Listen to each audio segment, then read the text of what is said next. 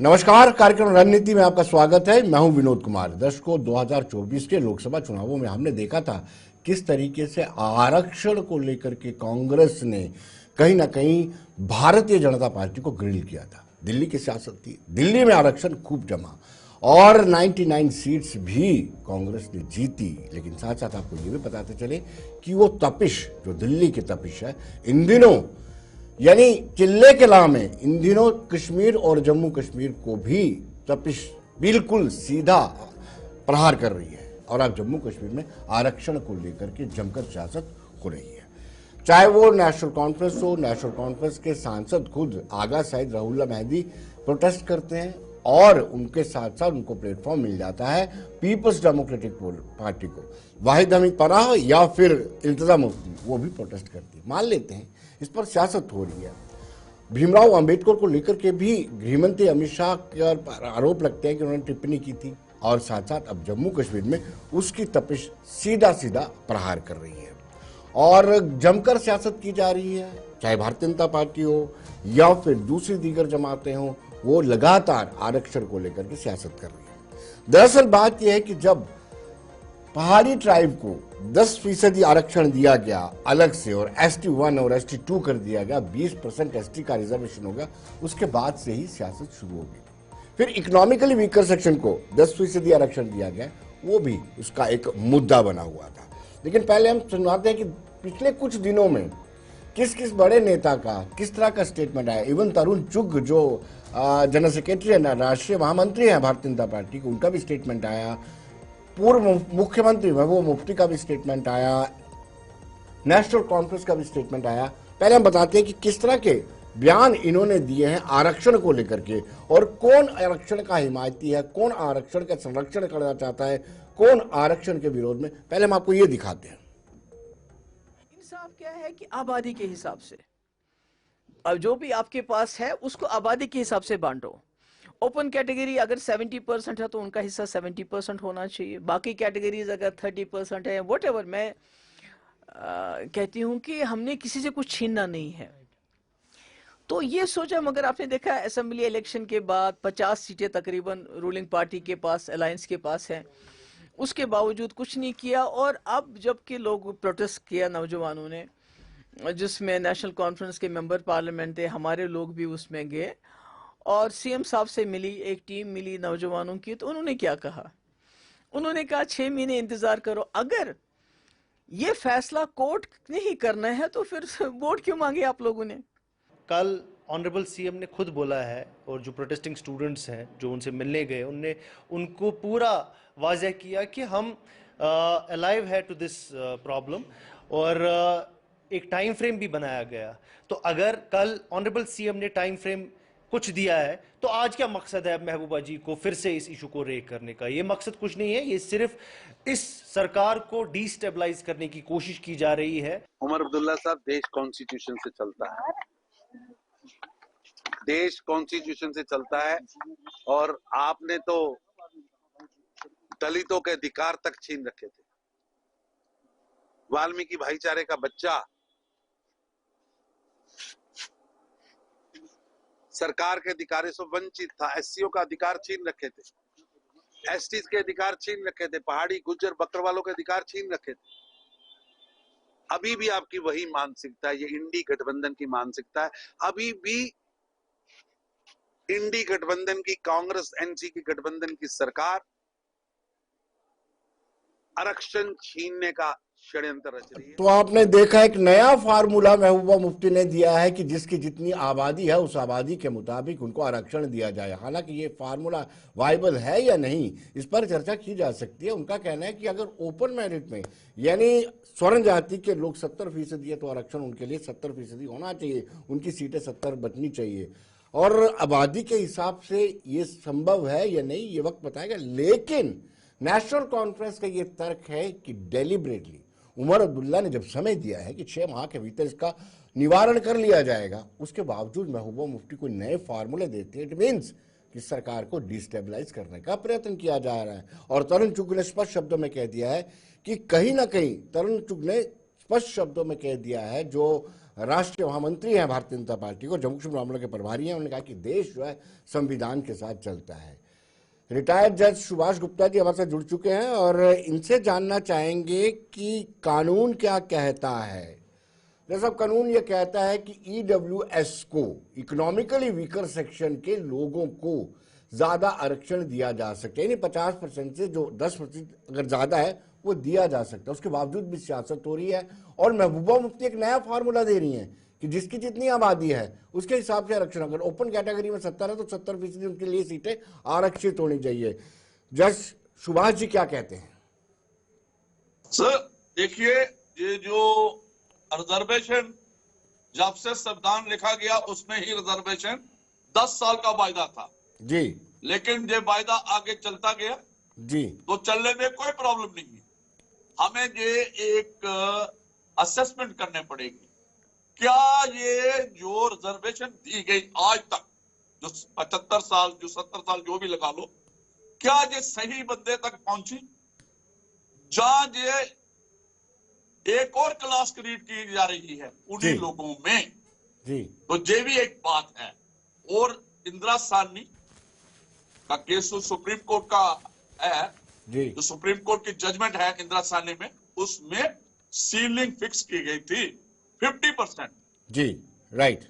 तो मैं आज ये जो नोटिफिकेशन आई है जिसपे आप, मुझे लगता है वो इसी पे चर्चा कर रहे होंगे, 15 मार्च 2024 को, जिसमें ये रिजर्वेशन 68% बन जाती है टोटल। जी, तो ऑब्वियसली और एक ये भी नोटिस में आया है, मैंने स्टडी किया, एक हाई कोर्ट में रिजर्वेशन के खिलाफ एक केस भी चल रहा है जिसको अतुल श्रीधरन और डीबी के पास और दूसरे जस्टिस राजेश हेगड़े साहब है, जी, तो उनके पास भी सब जुडिस मैटर है। तो ऑब्वियसली इंदिरा साहनी और ये रिजर्वेशन काफी कोशिश की। हाँ, एक और जो 10% वाली जो आपने रिजर्वेशन इकोनॉमिकल वीकर सेक्शन को की, जी, तो उसमें एक आई, वो सुप्रीम कोर्ट की जजमेंट आ चुकी है कि वो वैलिड है। वो तो ये बात होगी कि वो 50% जो इंदिरा साहनी का मामला था, क्या उससे एक्सक्लूड की जाए, जी, या उसके अंदर ये भी एक चर्चा का मामला है। जी, तो हम जहां से ये कहते हैं कि रिजर्वेशन देना कोई प्रॉब्लम नहीं, क्योंकि जो लोग प्रताड़ित थे, एक वक्त जो हमारा समाज रहा है पीछे, इसकी हिस्ट्री है, लेकिन रिजर्वेशन सही बंदे तक पहुंचने चाहिए। जी, ये क्लास में क्लास क्रिएट नहीं होने चाहिए। जी, जो अभी जो पहाड़ी जो कबीला बनाया, क्या बनाया, ये भी देखना पड़ेगा, इसकी क्या कॉन्स्टिट्यूशनल वैलिडिटी है। जी, ये जो पहाड़ी स्पीकिंग का लफ्ज है, इतनी है या नहीं है, ये भी एक, काफी लोगों को रेवड़ियां बांटी गई। जी, तो मैं अपनी न्यूट्रल यही देता हूं कि 50% से ऊपर जो भी रिजर्वेशन हो, और आरबीए जो है, जी, जी, आरबीए भी एक चर्चा का विषय है। आरबीए एक चर्चा का विषय है, आखिर क्या है?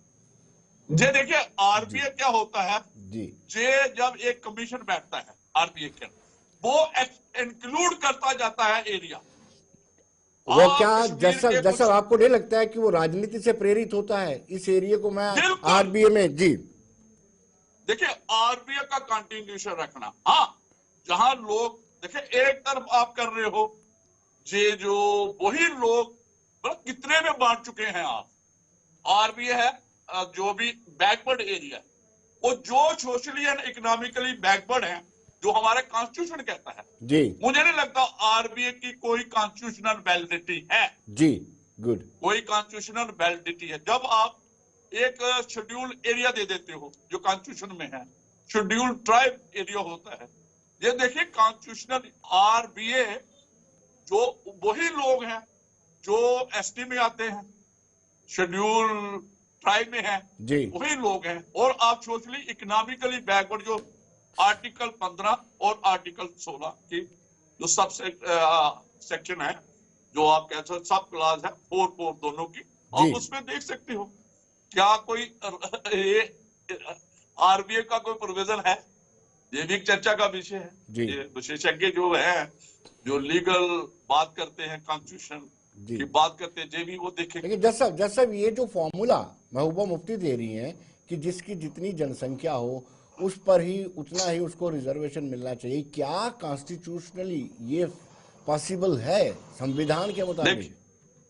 देखिए जो ये कहते हैं ना प्रोपोर्शनेट की बात, तो जी। अगर आप करो कि एडिक्वेट किया है, ये जब रिजर्वेशन की बात है जी। तो फिर बांट लो, फिर हिंदुस्तान को ही बांट दो। बिल्कुल बिल्कुल बिल्कुल। अगर मुझे देखो कॉन्स्टिट्यूशन ऐसी बात नहीं करता, जी। हमें कंपनसेट करना है। जी। रिजर्वेशन क्या है?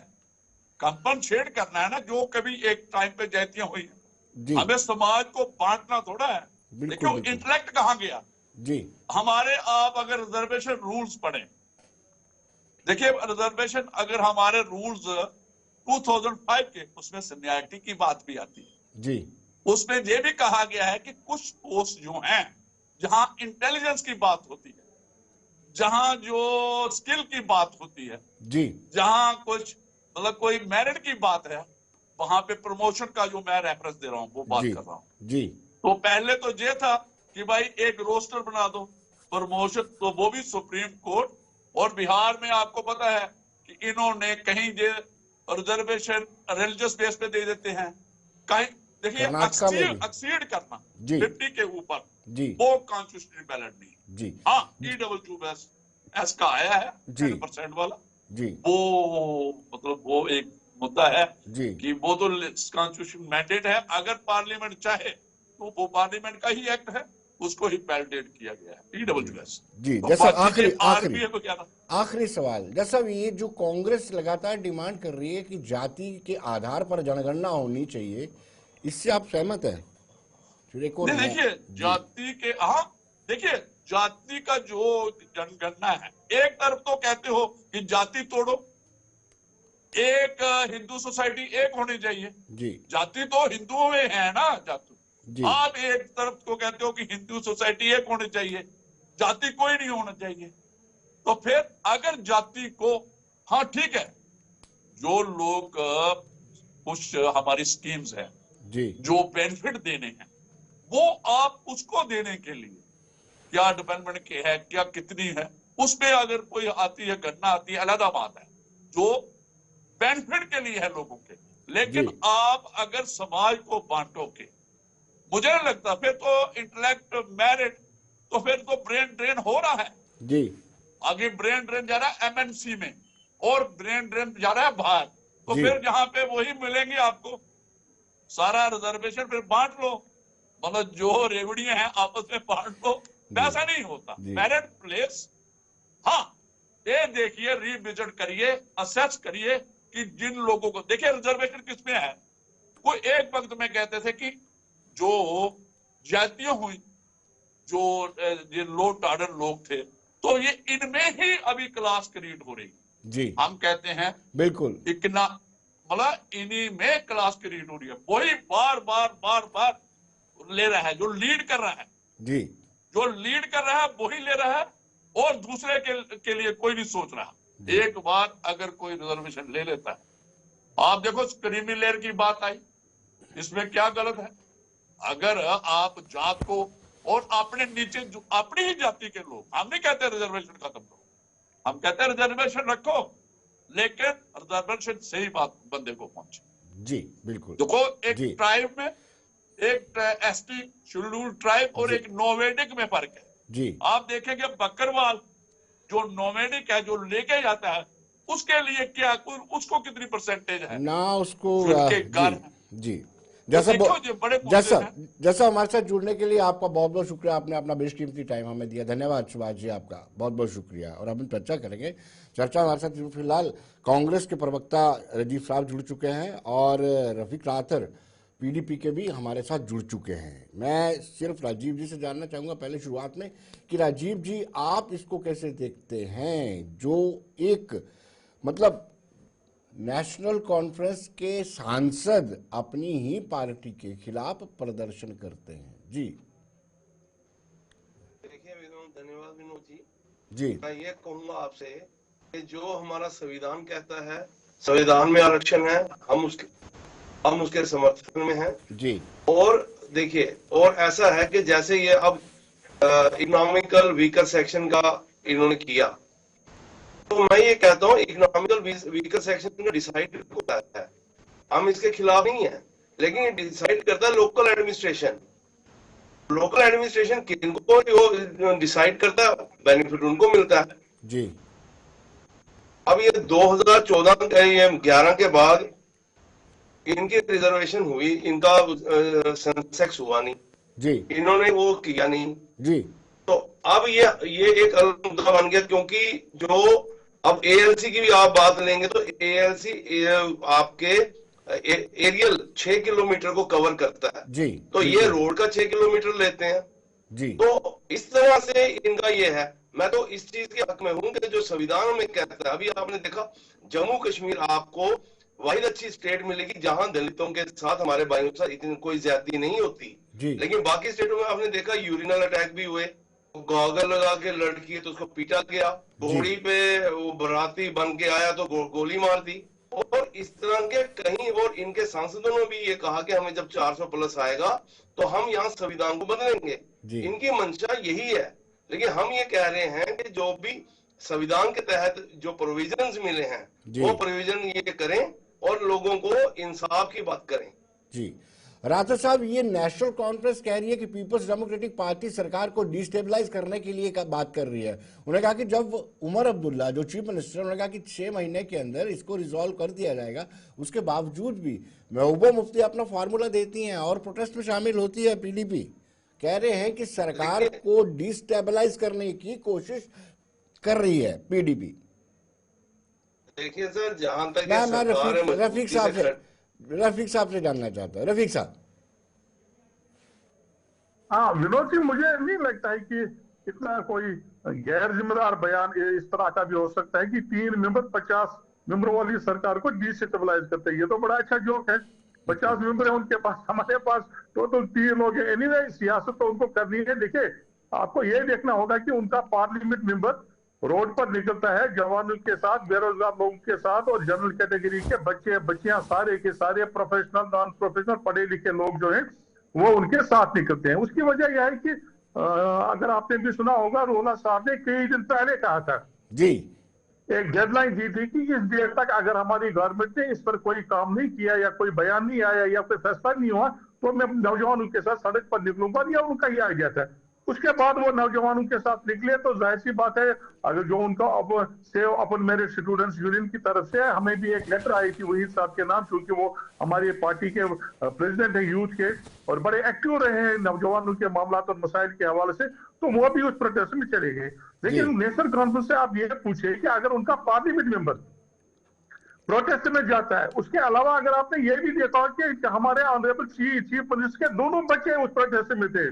अब मुझे समझ नहीं आ रहा है कि उनके 2 बच्चे प्रोटेस्ट में थे उनसे वो प्रॉब्लम नहीं है, और उनके पार्लियामेंट मेंबर उस प्रोटेस्ट में उनसे उनको प्रॉब्लम नहीं है, लेकिन वहीद साहब के या इल्तिजा की जो वहां पर थी उनकी वजह से प्रॉब्लम। देखिए मनोज जी, मैं अभी आपके जज साहब को सुन रहा था, बड़ी वैलिड बात उन्होंने की। देखिए, जब उन्होंने ये कहा कि ये जो रिजर्वेशन थी ये 10 साल के लिए थी, यानी 10 साल के बाद इसको रिव्यू करना था।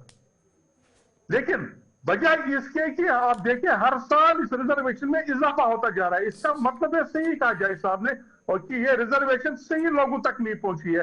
अब जो आदमी आईएएस करके, आईपीएस करके या बहुत बड़ा बिजनेस में बहुत बड़ा मुलाजिम पिछले 30 साल से 40 साल से आपके जम्मू सिटी में रह रहा है, मेरे श्रीनगर सिटी में रह रहा है, लेकिन लाभ ले रहा है अपनी रिजर्वेशन का, तो ये जाति नहीं है तो और क्या है?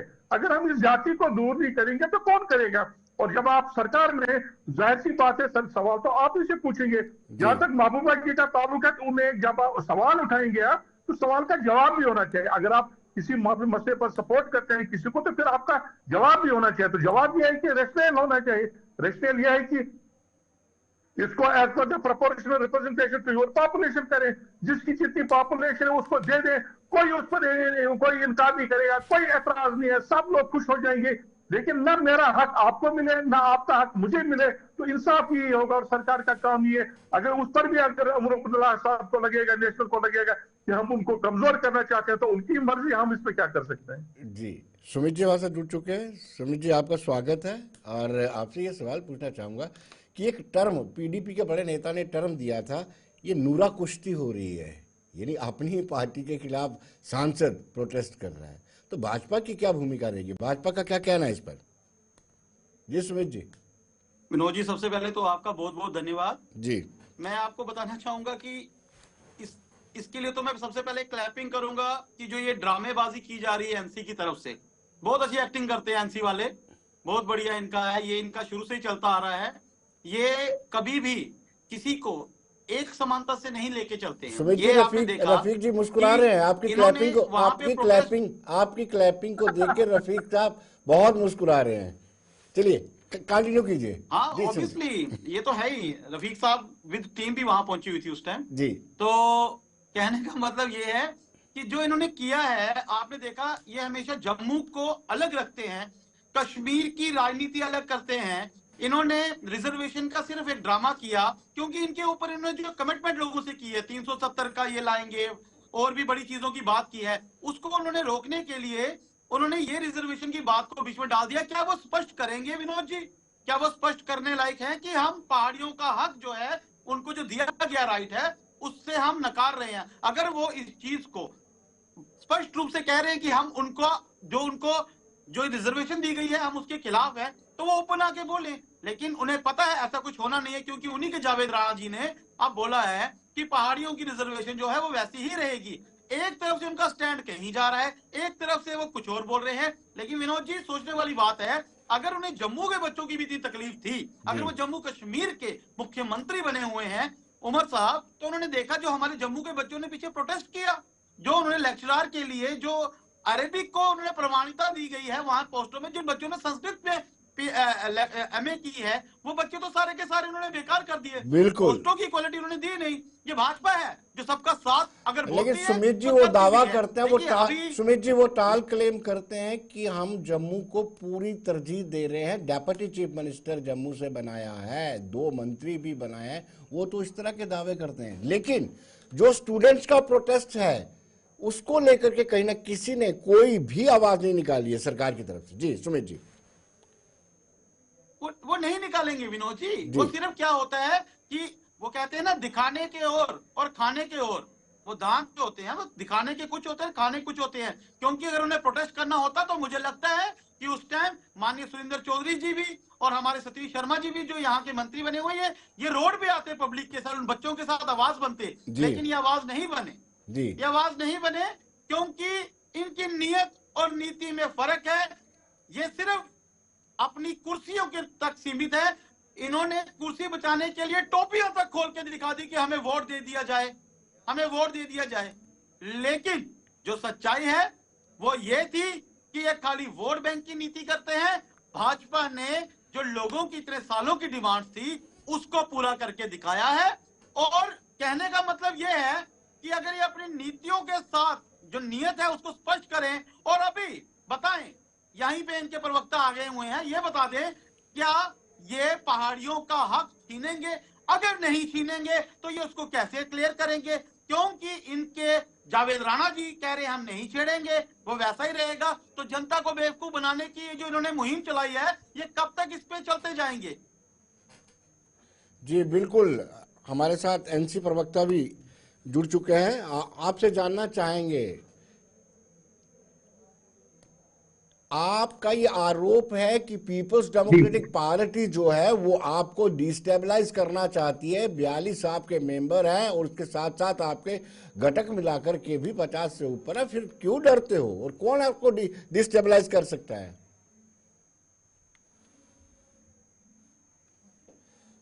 देखिए विनोद जी, आप बहुत ही सीनियर जर्नलिस्ट हैं जी, और आपको भी समझना पड़ेगा कि ये बीजेपी क्या पॉलिटिक्स खेल रही है।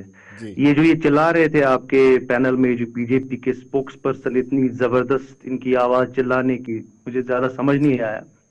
ये क्या अपने ओपन मेरिट के बच्चों को, जो जम्मू में डोगरा ओपन मेरिट के बच्चे हैं, ये उनको क्या जवाब देना चाहते हैं? आप क्या बोल रहे हैं? आप अपने डोगरा ओपन मेरिट के बच्चों के लिए क्या मैसेज देना चाहती है बीजेपी?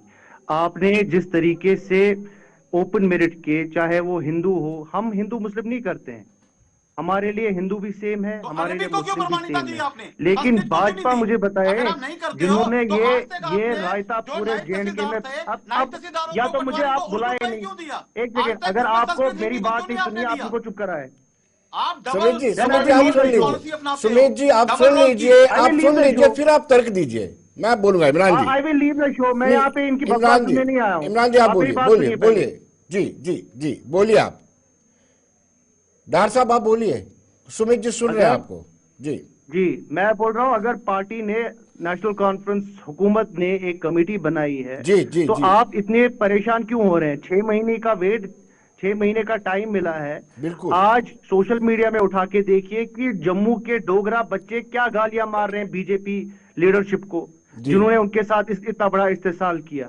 आप जाके किसी ओपन मेरिट के जम्मू के बच्चे के साथ तो बात करिए, आपको वो अपनी कुर्सियों से उतार के नीचे फेंक देंगे। जी। जो आपने ज्यादती ओपन मेरिट के साथ की, देखिए मैं किसी के खिलाफ नहीं हूं यहाँ पे, लेकिन हम बात कर रहे हैं रैशनलाइजेशन की, जिसमें न एसटी का हक मारा जाएगा, न एससी का हक मारा जाएगा। लेकिन एज पर, अगर आप सुप्रीम कोर्ट को मानते हैं, जो सुप्रीम कोर्ट का, जो आपके भी एमएलए साहब ने कल बोला, जो पहले शायद शर्मा साहब जो कांग्रेस में थे पहले और वो बीजेपी में आए, उनका बयान उठा के देखिए ना, जो ये स्पोक्स पर्सन है।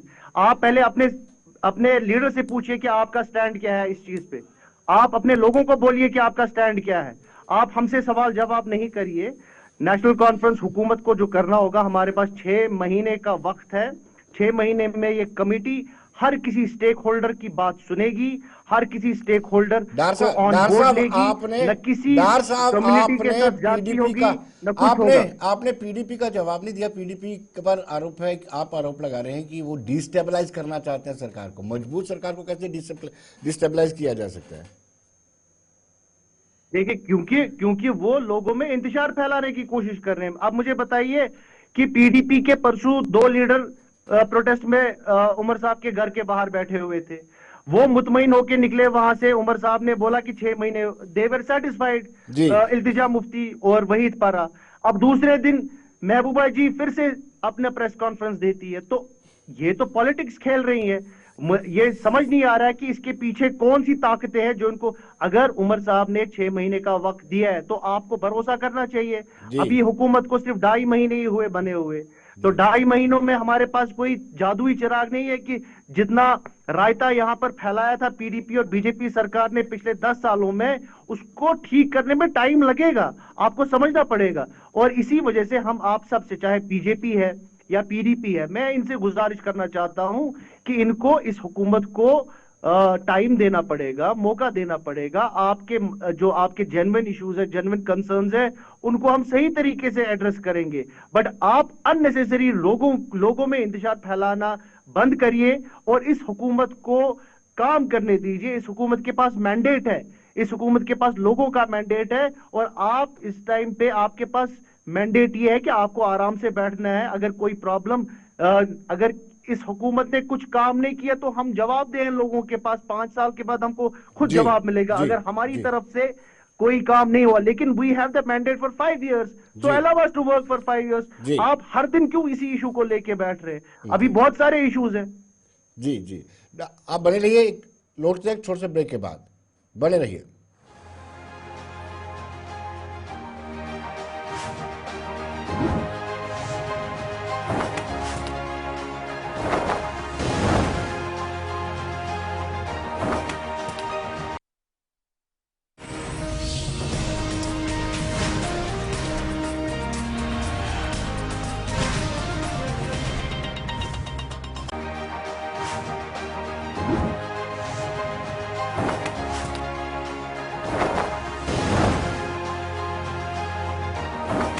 ब्रेक के बाद एक मरतबा फिर स्वागत है आपका, और बात हम कर रहे हैं आरक्षण की। आरक्षण की तपिश जो दिल्ली से शुरू हुई थी, चिल्ले कलाम है, जम्मू कश्मीर में भी उसका असर देखने को मिल रहा है। मैं राजीव सराफ जी से जानना चाहूँगा, राजीव जी, कहीं ना कहीं इसका नुकसान, आप घटक दल हैं इंडिया ब्लॉक के, एनसी घटक दल है इंडिया ब्लॉक का, इस तरह का अगर होता है तो उसका नुकसान कांग्रेस को भी उठाना पड़ सकता है, जैसे पहले भी उठाना पड़ा। मात्र 6 पर आप सिमट गए सिर्फ इस बात को लेकर के कि नेशनल कॉन्फ्रेंस ने अपनी मैनिफेस्टो में ये कहा था कि हम जो बंदी हैं उनको रिहा करेंगे, और ये कहा गया था कि कहीं ना कहीं और पाकिस्तान से भी बातचीत की जाएगी, और आपने मौन यानी आपकी मौन समर्थन उसके लिए भारी पड़ा था। अब इस तरह के मुद्दे भी आपको नुकसान पहुंचा सकते हैं राष्ट्रीय स्तर पर। देखिए विनोद जी, जो बात नेशनल कॉन्फ्रेंस ने की थी, अगर कोई बंदा पॉलिटिकली या उसको बगैर किसी केस के जेल में रखा गया है तो मुझे नहीं लगता उसको रिलीज करने में कोई, अगर सीरियस मामले हैं वो तो एक अलग मैटर है। अगर इनोसेंटली कोई बंदा जिसकी पास हिस्ट्री नहीं है, जिसका पास रिकॉर्ड नहीं है, चार्जशीटेड नहीं कभी रहा, और वो जेल में है, तो उस पर एक कमेटी अगर रिव्यू करती है, मुझे नहीं लगता उसमें कोई बुरी बात है जी। क्योंकि अल्टीमेटली हमने देखा कुछ लोग जो एंटी नेशनल थे उनकी नौकरी भी इस भाजपा गवर्नमेंट ने बहाल की, उनको दोबारा अच्छी पोस्टिंग भी दी और उनको दोबारा भी लाया गया, आप सब जानते हैं। दूसरा इनके पाकिस्तान से बातचीत की भी आप वकालत करेंगे? देखिए इनके जयशंकर जी पाकिस्तान चले गए थे, वहां 2-4 दिन लगा कर आए, आज तक उन्होंने ये क्लियर नहीं किया कि वो वहां खाली बिरयानी खाने गए थे या कुछ बात करने गए थे। अगर ऑफिशियली गए हैं तो उनको पब्लिक डोमेन में ये चीज लानी चाहिए थी, मैं किस लिए पाकिस्तान गया, किस लिए मैं वहां गया, या कोई पावर प्रोजेक्ट दिलाने गया, पर मुझे पता तो लगे, आम पब्लिक जानना चाहती है। चलिए तीसरा सवाल पूछ लेते हैं, स्पेशल स्टेटस पर का आपकी क्या राय है? जो नेशनल कॉन्फ्रेंस चाहती है वापस 370 और 35 से आए, अब उस पर देखिए सुप्रीम कोर्ट की विनोद जी वर्डिक्ट आ चुकी है जी, हम उस पर कोई बहस नहीं करेंगे, सुप्रीम कोर्ट ने अपनी जजमेंट उस पर दे दी है, और आज भी हम कह रहे हैं कि हम सुप्रीम कोर्ट को ही मानते हैं, लेकिन हम स्टेटहुड का दिलाएंगे दर्जा और स्पेशल पावर दिलाएंगे, जैसे 9 स्टेटों में पावर हैं, हिमाचल आपके पड़ोस में है और बाकी कई स्टेट हैं जहां ये स्पेशल स्टेटस है, लेकिन हम कह रहे हैं 300 आप 71 लगाओ, 72 लगाओ, कुछ लगाओ, हमारी नौकरियां, हमारी जमीनें ये सुरक्षित रखो। हमारे लोगों के पास इतना पैसा नहीं है, ये गरीब स्टेट है, यहाँ इतने रिसोर्सेज नहीं है, इनको नौकरी, इनकी जॉब सुरक्षित हो, इनकी जगह जमीनें सुरक्षित हो, हम वो चाहते हैं। और एक स्पेशल जो पावर है जैसे हिमाचल में है और बाकी 9-10 स्टेटों में है, हमारी भी होनी चाहिए। राजीव जी, ऐसी नौबत ही ना आती अगर आप वेस्ट पाकिस्तानी रिफ्यूजियों को, वाल्मीकि समाज को या फिर गुरखा बरादरी को राइट्स दे दे, तो ऐसी पोजीशन नहीं आती। कुछ गलतियां आपके एंड पर हुई हैं। देखिए विनोद जी, हमारे टाइम में मनमोहन सिंह जी ने रिफ्यूजीज के लिए 25 लाख उस समय का पैकेज दिया था, जो बाद में उन्होंने भी पता नहीं कब 5 लाख। नहीं राजीव जी, वो पीओ के रिफ्यूजी हैं, पीओ के रिफ्यूजियों को वोटिंग राइट है, मैं वेस्ट पाकिस्तानी रिफ्यूजियों की बात कर रहा हूँ। सर मैं उसी पे आ रहा हूँ, आज इन्होंने ये किया दिलाया तो फाइलें तो पहले से तैयार हुई होंगी ना, जो फाइलें तैयार है उसी पे। अब जीएसटी इन्होंने लगा दिया, फाइल पड़ी हुई थी, इन्होंने बाकी लगा दिया, वो अनाप शनाप जैसे तरीके से लगा दिया। लेकिन कहने का मतलब ये वर्किंग चल रही होती, एक ही दिन में सारी चीजें नहीं होती। जो पिछली गवर्नमेंट थी उन्होंने इसका संज्ञान लिया हुआ था और उसके ऊपर एक फाइल बनी हुई थी और वो फाइल आके इन्होंने ओके कर दी। अब इन्होंने भी तो कुछ काम करना, आखिर लोगों ने इनको इतने वोट दिए हुए थे, इतने बहुमत से आए थे, एक मेजॉरिटी लेकर आए थे, तो काम तो हर एक को करना है, उसने कुछ ना कुछ तो करना है ना। हम होते तो शायद हम भी यही करते। चलिए मैं रफीक साहब से जानना चाहूंगा, रफीक जी क्या आप सेफ पैसेज नहीं दे रहे हैं सरकार को? क्योंकि सरकार ने तो बड़े बड़े दावे किए, 200 यूनिट बिजली देनी है, सिलेंडर देने हैं, तो आप इस तरह के मुद्दे उठा करके उनको एक सेफ पैसेज दे रहे हैं। जनाब आपने जो वादे किए थे मैनिफेस्टो में। विनोद जी विनोद जी मैं आपको बड़े दिल से कहता हूं कि हम चाहते हैं कि ये सरकार 5 साल पूरे करे, लेकिन इनके कंधों पर खुद इनका इतना रहता है, इतना बोझ है कि अपने बोझ के तले ही दब जाएगी, खुद ही गिरेगी। हमें गिराने की जरूरत है ना हम उसके लिए कोशिश करते हैं। आप मुझे एक बात बताइए, अभी मेरे दोस्त कह रहे थे कितना इरेस्पॉन्सिबल स्टेटमेंट है कि हमें 5 साल का ये मैंडेट मिला है और हम काम करेंगे। 5 साल तक ये नौजवानों पर जो सड़कों पर है डिग्रियां लेकर आप अवेजा रखोगे, 5 साल तक लोगों को तड़पाओगे बिजली के लिए, 5 साल तक आप तड़पाओगे पानी के लिए। मुझे पानी चाहिए, आप बोलोगे मुझे 5 साल का मैंडेट है, 5 साल के बाद दे दूंगा। तो ये सियासत चलने वाली नहीं है। जो इन्होंने वादे किए हैं अपने मैनिफेस्टो में, अपोजिशन हमारा हक बनता है हम इसको याद दिलाते रहे।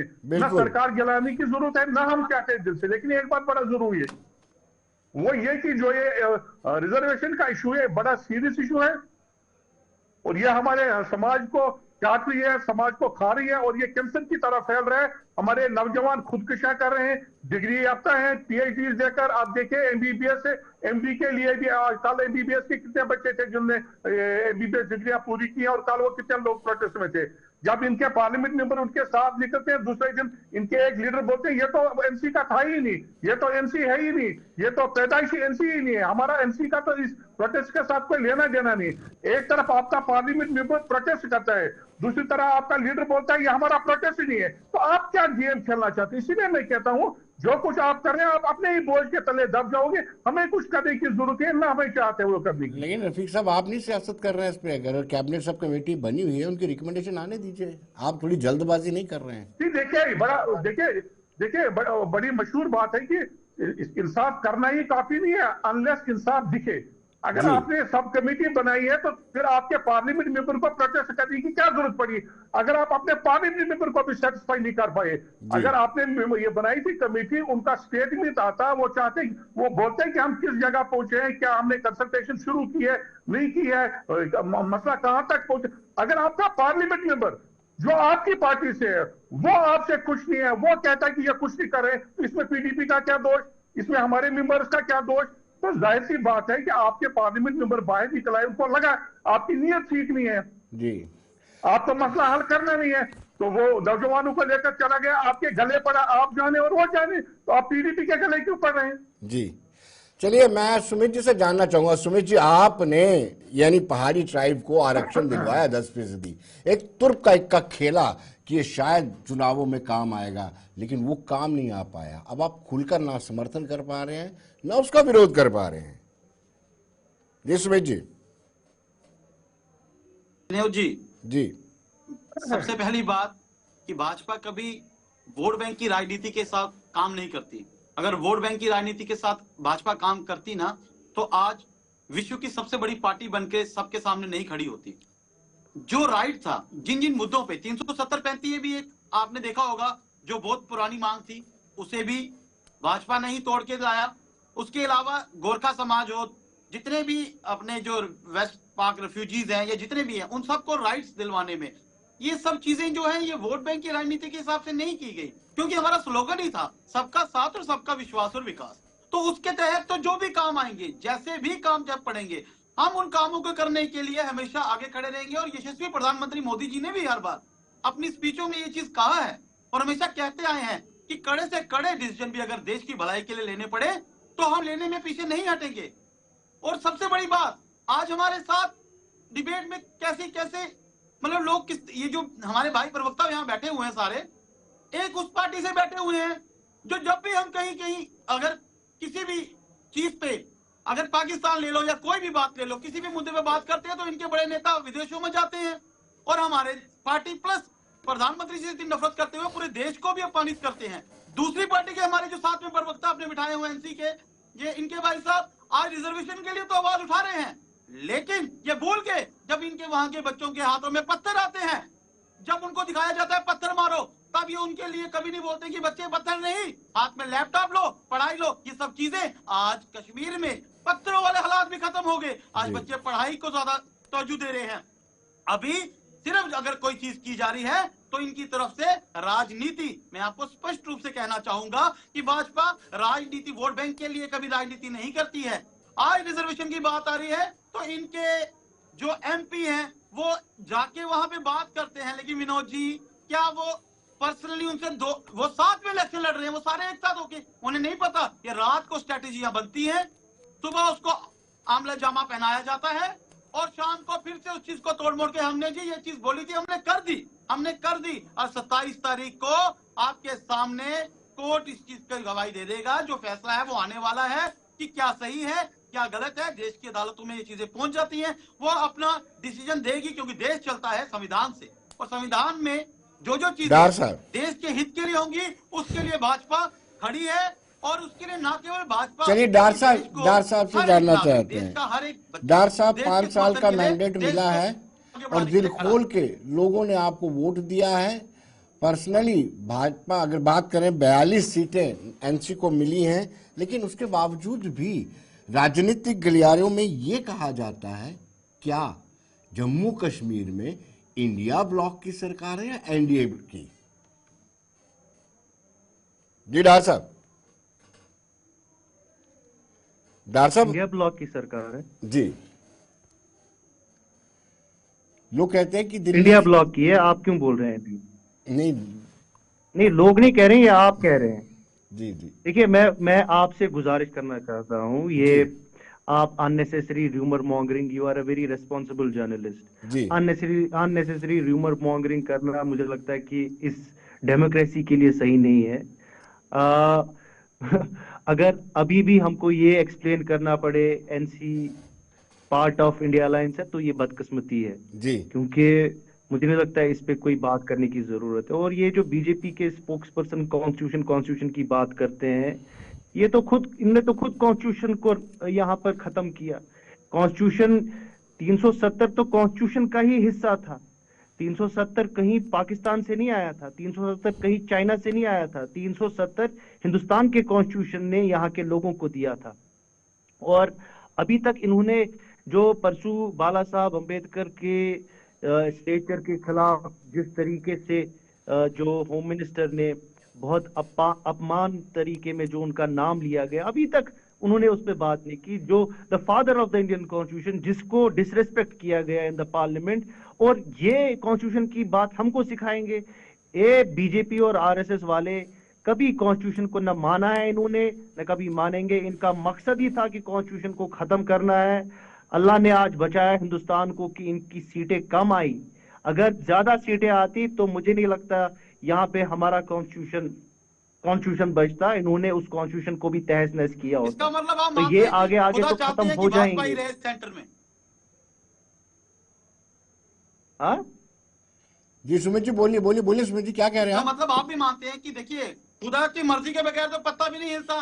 तो भाजपा सेंटर में बार बार आ रही है, वट ऐसे है वैसे जैसे भी आ रही है, लोग ही चुन के ला रहे हैं ना जी। और ये कॉन्स्टिट्यूशन नहीं, आज आपने तो था जो नहीं। आपने दावे किए थे 400 पार, किसकी चल रही आपने थी? तो 370 का दावा किया था ना, शायद आपने बोला था हम 370 सीटें लाएंगे। फिर तो आप मेजोरिटी भी नहीं, आप ये तो लंगड़ी सरकार है, आपकी तो लंगड़ी सरकार है। और कल को अगर टीडीपी और जो चंद्रबाबू नायडू उन्होंने अगर आपका सपोर्ट ले लिया तो खत्म खेल। देखिए आपके पास ये परसों भी पता चला, जो वक्फ पे आपने बिल लाने की कोशिश की, आपके तो 20 एमएलए ने आपके खिलाफ वोट डाला, सॉरी 20 एमपीज ने तो उसमें वक्फ एक्ट के खिलाफ वोट डाला। तो आपके अंदर भी रिजल्टमेंट बहुत जबरदस्त है इस टाइम पे, आप समझिए। तो आप उस एरिया में न जाएं जहां पर आपको मुंह की खानी पड़ेगी। यहाँ पर एक मजबूत सरकार है, इसको काम करने दीजिए। आप सेंटर में हुकूमत करिए, जम्मू कश्मीर में उमर साहब को हुकूमत करने दीजिए। और 5 साल तक काम करने मैं आपको और आपके जो सहयोगी बैठे हैं यहाँ पर पीडीपी वाले, उनको मैं ये बोलना चाहता हूँ, उनको मैं ये बोलना चाहता हूँ जो आप बीजेपी और टीडीपी को, क्योंकि जो गलत चीज है आप दोनों का एक ही ये है स्टैंड। तो मैं आप दोनों को ये बोलना चाहता हूँ कि आप गुपकार भी आपने बनाया था, गुपकार जो हमने वादे किए हैं मैनिफेस्टो में वो सारे पूरे होंगे इंशाल्लाह। लेकिन डॉक्टर साहब, मैंने जब कहा था कि एनडीए और इंडिया की बात की थी तो आपने थोड़ा ऑब्जेक्ट किया था। मैं इसलिए कह रहा था कि जिस तरीके से जी एक बस चलिए हाँ, इमरान साहब को कहे कि ये भूल गए कि उमर साहब बीजेपी गवर्नमेंट में मिनिस्टर थे सेंटर में, उस पर ये बात नहीं करेंगे, लेकिन हमारे अलायंस पर सवाल उठाएंगे। मैं इनको बताऊं कि पीडीपी का स्टैंड जो है वो आपकी तरह रोज नहीं बदलता है। हमने स्टैंड लिया है, it is unambiguous, it is categoric, it is clear कि समाज में फैली इनइक्वलिटी को हर सूरत में खत्म करना होगा, सारे तबकों को इंसाफ देना होगा, तभी यहाँ पर आपसी भाईचारा भी कायम होगा। क्योंकि इस रिजर्वेशन से समाज में जो है वो एक दूसरे के खिलाफ नफरतें फैलने का खतरा है। उन नफरतों को दूर करने के लिए और इंसाफ देने के लिए, बच्चों को इंसाफ देने के लिए एक रैशनल एक ऐसा सिस्टम बनाना पड़ेगा कि तमाम तबकों को इंसाफ है और कोई भी एनआई ना हो। ये हमारी पार्टी का स्टैंड है। और ये रफीक साहब आपको कश्मीर की आवाम ने आउटराइट क्यों रिजेक्ट कर दिया? रोज स्टैंड नहीं बदलते। अगर आप स्टैंड नहीं बदलते हैं कश्मीर में, आपको आउटराइट रिजेक्ट क्यों कर दिया? इस पर आप चिंतन करें। नहीं, वो अलग बात है, देखिए वो अलग बात है। एक वहां पर एक नैरेटिव चलाने की कोशिश की गई कि बीजेपी आ रही है कि वहां पर हम यहाँ पर है, और बड़े बड़े बड़े दावे किए कर रहे थे कि हम घोड़ों पर जाकर जंग करेंगे और सेंटर से अपने वो जो भी हुकूक है वो ले लेंगे। जब सरकार बनाई तो अपॉलिटिक्स हो गई, दिल्ली चले गए, एक बैग लेकर शालों का जो सामने आ गया, उसके गले में शाल डाला गया, लेकिन हासिल कुछ नहीं हुआ। तो ये खैर ये इनकी सियासत ही रही है। इलेक्शन से पहले इनका एक चेहरा होता है, इलेक्शन से बाद इसका दूसरा चेहरा होता है। तो ये पिछले 70 साल से हम देखते आए हैं। यू टर्न की तारीख है इनकी, लोगों को धोखा देने की इनकी तारीख है। सबको पता है, आपको भी पता है, हमें भी पता है। उस पर क्या बात करें हम ज्यादा। जी राजीव जी, जब उमर अब्दुल्ला ने दिल्ली में जाके स्टेटमेंट दिया था कि कांग्रेस को अपनी हार तस्लीम कर लेनी चाहिए, कबूल कर लेनी चाहिए, ईवीएम पर ठीकरा मत फोड़े, उस पर क्या टिप्पणी है आपकी? आपके हो सकती है, लेकिन जी जी जी करिए। देखिए विनोद जी, उमर अब्दुल्ला जी कुछ भी कह सकते हैं, उनकी व्यक्तिगत राय हो सकती है, क्योंकि वो जम्मू कश्मीर की पार्टी है या कश्मीर तक उनका पैराफरी है। हम पूरे हिंदुस्तान में चुनाव लड़ते हैं, हमारे एक्सपीरियंस कोई डिफरेंट है, तो हम अपने एक्सपीरियंस के आधार पर बात करेंगे। वो पूरे हिंदुस्तान में चुनाव नहीं लड़ते जी। तो एक बात मैं आज आपको बता दूं, ये दुनिया की सबसे बड़ी मिसकॉल पार्टी है। तो इसका बारे में मैं एक आपको बता दूं कि मतलब सेल्फी विद मोदी जी, एक पेड़ माँ के नाम, ये इस तरह के कई चीजें करते हैं। आज मैं आपके मंच से एक रिक्वेस्ट करता हूं अपने भाई साहब को कि आपके जितने भी बीजेपी के रिजर्वेशन वाले लोग हैं और वो एस्टेब्लिश हो चुके हैं, अच्छी सैलरी पे आ चुके हैं, अच्छी पेंशन पे आ चुके हैं, आज वो ये वीक मनाएं कि हम अब रिजर्वेशन नहीं लेंगे। जैसे गैस पे लोगों ने छोड़ दिया था, गैस सिलेंडर पे सब्सिडी छोड़ दी थी, आज वो कहे हम अपनी रिजर्वेशन छोड़ते हैं और जो रिजर्वेशन नीचे सतर तक पहुंचे उसके लिए हम ये सेक्रीफाइस करते हैं। मैं ये चाहता हूं आपके मंच से आज एक हफ्ता इनका यही ऐलान चले। जी सुमित जी, इनका कहना है कि आप इनकी बातें ये मुझे इतनी बड़ी, अगर पॉलिटिकल पार्टी को आप वो उनके साथ जुड़े हो तो आप ऐसी बचकाना बातें कर रहे हो, तो चलो हम आपको बोलते हैं हमें जो करना हम करेंगे। आप अपनी पॉलिटिकल पार्टी में बोलिए, जितने आपके लीडर हारे हैं वो सब रिजाइन दे दें, करिए ऐसी अनाउंसमेंट एक आप भी। नहीं देखिए ना, आप लोग कांग्रेस सत्ता में कौन है, सवाल हम किसे पूछेंगे, पावर में कौन है, छोड़ दीजिए। लोगों ने किसको चुन के भेजा है? एक्सपेक्टेशन रखते हो? अरे सुनिए जनाब, जनता ने किसको भेजा है? क्यों रखते हो? 11 साल से सत्ता पे काबिज कौन है? कितनी बार सवाल तो उसे पूछेंगे ना जिसके बाद एडमिनिस्ट्रेशन है, उसके बाद आप जिसके बाद है ही कुछ नहीं, उससे क्या पूछोगे? आप क्यों नहीं करेंगे? पहले आप उनसे पूछिए। आप सुनिए ना मेरी बात। अरे सरकार में आप पहल कीजिए, चले हम, देखो बाकी लोग भी इसको फॉलो कर सकते हैं, बाकी लोग भी फॉलो कर सकते हैं, कोई बुराई नहीं है। अरे मैं समझ गया, आपकी सोच वही है, आपकी सोच एंटी वो वाली जो हम कह रहे हैं, अम्बेडकर के खिलाफ ही सोच है आपकी, आप कुछ नहीं कर सकते। आप अम्बेडकर साहब के खिलाफ ही, संविधान के खिलाफ ही सोच पता लगी। आप बोलो हाँ जी हम इसकी कोशिश करते हैं। अरे समाज में कोई सुधार तो आप लाओगे, जम्मू की जनता कहीं से तो शुरू करोगे। आपको जवाब मिल चुका है जी।